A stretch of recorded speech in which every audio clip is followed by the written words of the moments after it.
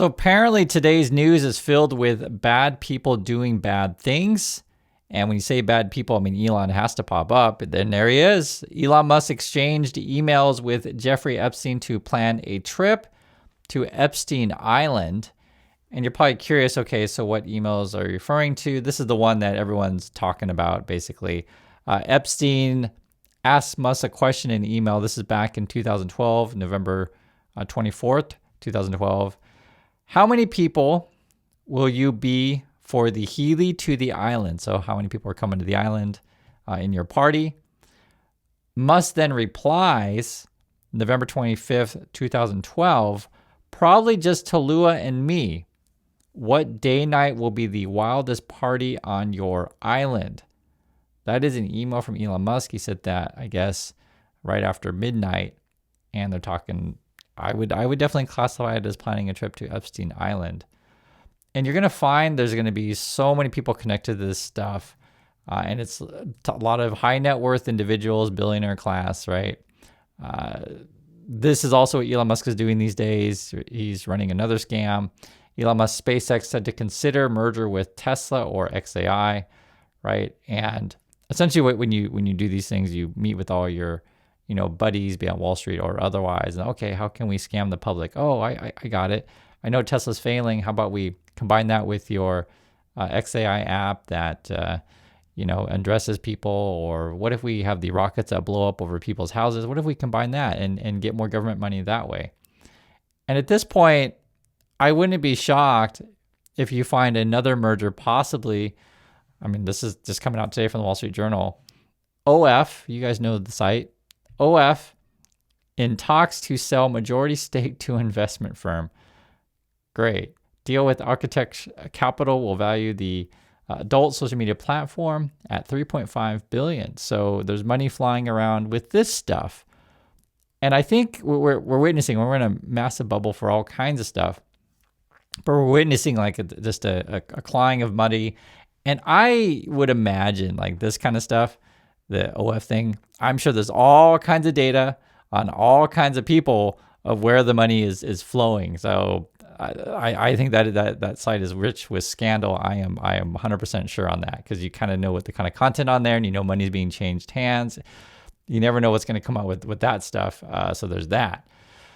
Also going on today, this particular gentleman, Kevin Warsh, then I guess it was Trump's pick for the Fed chair, and Trump had to talk about that. Listen to this. Fed chair nominee, since you just brought it up, did Kevin Warsh commit to you that he will push to cut interest rates if he is confirmed? No, but we talk about it, and I've been following them, and I don't want to ask him that question. I think it's inappropriate, probably. It probably would be allowed, but I want to keep it nice and pure.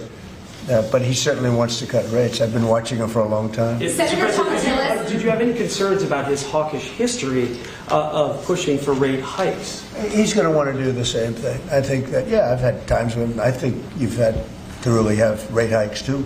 But he's very smart, very good, strong, young, pretty young, and I think he's going to do good. I mean, he was the central casting guy that people wanted.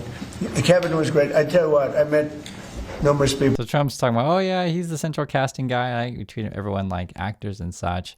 But there may be more to this story, as I guess the Warsh guy is in the Epstein files. I mean, at this point, who isn't, right?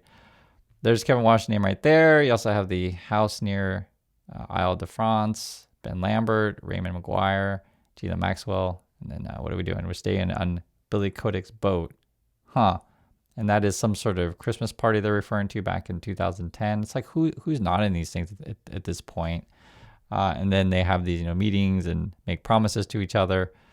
It's interesting about the Warsh thing. It sounds like he was kind of more what's what I say conventional pick, is what they're saying. But then they're also saying, because it was mixed signals to where maybe after meeting with Trump or whatever, you have to give some sort of assurances. So that's why the question was, did Warsh promise to cut rates, print money for you? Is that why you picked him? I don't know, guys. I mean, this is bad people doing bad things all day. This is from Fox News regarding the bad people doing bad things. Melania world premiere. Okay. President Trump, First Lady Melania Trump, and a star-studded guest list up the night at the Trump Kennedy Center. And it's funny when they put stars-studded guest list, you know that it wasn't, because why you have Melania with RFK there, and then Nicki Minaj. That's like I guess that's their biggest names on there of A-list conservatives turn out for the red carpet. Okay. I've just left a screening of Melania, the Melania Trump documentary that came out today, and it gives me no pleasure at all to tell you that it is an absolute stinker. There were 3-4 other people in the screening that I was in. One of them, I think, was a journalist as well. So people clearly voted with their feet. And I'm afraid they were entirely correct to do so. They made the right choice. It's very long, or it seemed very long, because it's very boring. About 2/3 of the runtime seems to be shots of Melania leaving a building and getting in a car, and then being in the car for a bit, and then getting out of the car and onto a plane, and then being on the plane for a bit, and then sometimes getting off the plane and back into a different car. That's mostly what you're going to be watching. The other thing that's deeply weird about it is how she interacts with Donald Trump. He's barely in it.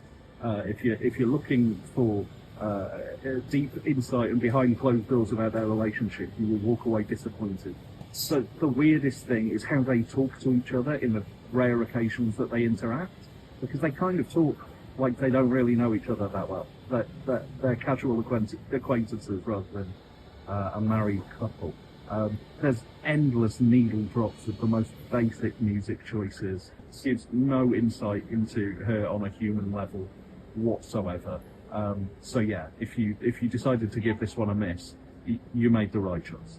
So that was a pretty good description. That's come from Mikey Smith. He says Melania is an absolute all-time stinker. It's a bad film made by bad people about bad people. And if you don't know, Ratner is a director of said thing, and he has, we'll just say a lot of people have accused him of really bad stuff, Epstein kind of stuff. I'll put it that way. And then you look at our markets after Trump picks Warsh again, who's on the Epstein list with all these other people. I guess silver was crashing today. I think it was 31%. So if you're in that, you guys can let me know in the comments. Gold is crashing also. And I guess now we're retreating on that. Then you have Lutnick is also in the Epstein files. Nothing surprises me anymore at this point. Bad people doing bad things, right? Commerce Secretary Howard Lutnick planned trip to Epstein Island. Prominent people have been scrutinized for their visits to Jeffrey Epstein's island in the Caribbean. Mr. Lutnick's visit had not been previously disclosed. And, you know, anyone who's ever seen Lutnick on camera or around Trump, you kind of know the kind of person he is. It's not that hard to figure out Lutnick. Nothing surprises me about this guy. So there's that. And, you know, related to how Trump runs his show, right? It's all a TV show to him. This is another one, secret panel. Everything's secret. Okay. To question climate science was unlawful, judge rules, right? And so what they always do, they look for their buddies and they'll come up with some like weird, bizarro policies that have really no benefit to regular people. And then they'll try to pass it through in, you know, all sort of mischievous ways. A lot of these deals like that Trump does will be at his golf course, right, at the Mar-a-Lago thing. And you'll always hear rumors about kind of what people are saying to each other and who shows up. So basically they just show up, they drink, you got a bunch of addicts, etc. And then you got a bunch of people on the Epstein files. It's that kind of environment. And this is why things are the way that they are in USA when you look at people at the top. And it's sad that anyone, you know, on Fox News or in the MAGA base gives these people a pass. But this is kind of how they do things, right? So it just tells you right there, secret panel, question climate science was unlawful. Okay, great. And then I guess now they're teaming up with universities in Florida, scaring a bunch of students, right? ICE is, I'm sure they're going to do all kinds of crap. I mean, it's like nonstop this stuff. I know you guys know it, but to just keep you guys informed. For example, Eli Lilly is onshoring a lot of their production in Virginia. We have a team that keeps a list of the groundbreakings, and it's really quite striking how much production is moving to the U.S. Yeah, because we've been focused on those manufacturing job numbers, which have not yet shown significant increases. In fact, the opposite. Right, they've been a little bit level, but I think it's in part because the people haven't turned the machines on yet. They're building the factories in the fall. Right, so like that kind of stuff. He'll be like, oh yeah, we're going to all these manufacturing and factory jobs, and the guy's like, well, I haven't seen these numbers. That's not what the numbers show, because that's what the numbers show. They're like, we're losing factory jobs, and Hass is like, oh well, we just haven't turned the machines on yet. as if that makes any sense. Okay. And then this is actually a person who had a really good point. This is from Joshua. He says, I've said it before and I'll say it again. The sheer number of politically diverse and otherwise unrelated figures who abruptly reversed course in 2024 to rally around Trump suggests something more than coincidence. Everyone should consider the possibility that many of them are implicated in serious wrongdoing and that Trump offered protection or a cover-up in return for their loyalty. What makes this even more obscene is how many names in the Epstein files overlap with Trump's cabinet, inner circle, major supporters, etc. And you know, if you want to talk about the Epstein being the center of this, I think more the Epstein stuff is, how can I say, like an offshoot of the kind of circles that these people run in. I think that's a better way to describe it. It's not like Epstein alone. It's just that's who these people are, and then they all, you know, meet in these ways. That's why I mentioned, like, you know, probably in the future we're going to be talking about who's on the Mar-a-Lago list, you know, because it's that kind of culture. And actually you can see it in public when Trump has these like absolutely insane parties and they have, you know, women around, you know, not wearing that many clothes. I mean, you can see in the videos, it's all public. And it's interesting when even Marjorie Taylor Greene, right, who I don't like, I want to make that clear, I don't like her, but she left the whole Trumpy movement and then came out saying like all these people are fake and plastic surgery up the wazoo, et cetera, right? And it's all related because it's basically a bunch of people with a bunch of money who just bad people doing bad things. It's the easiest way to describe it.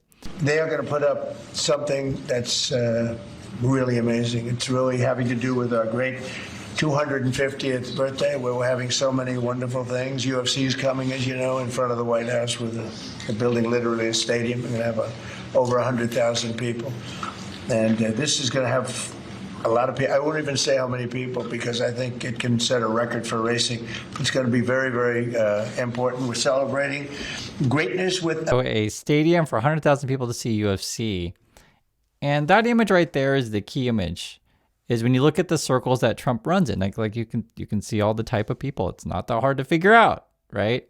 And then you see the people on the list. They all kind of look like that, right? It's very easy to see.